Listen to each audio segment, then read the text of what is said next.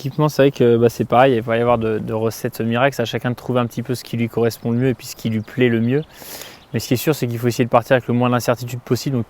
toujours avoir testé les choses. Donc on ne part pas avec une chaussure qu'on n'a jamais testée, avec des chaussettes qu'on n'a jamais testées, mais avec un short, un sac,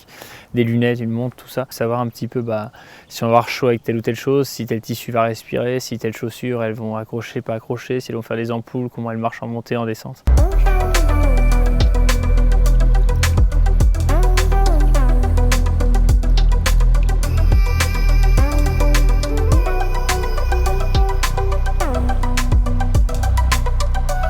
Quand on se lance dans un ultra trail, ce qui est important aussi, c'est d'étudier un petit peu la sauce à laquelle on va être mangé, savoir un petit peu quel va être le parcours, quel va être le profil, quelle va être la météo, tout ça. L'idéal, c'est de faire soi-même son sac en fonction des choses qu'on est censé rencontrer. Sur telle portion, il peut faire très froid, c'est à découvert, est-ce qu'il y a du vent, est-ce que ça va glisser, est-ce que c'est des terrains techniques, pas techniques, combien de temps je vais mettre à peu près.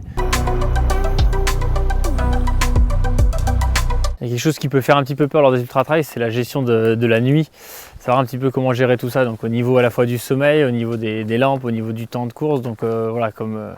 d'habitude sur le trail, il faut bien étudier la chose, c'est essayer de savoir et de prévoir un petit peu à quel moment va tomber la nuit pour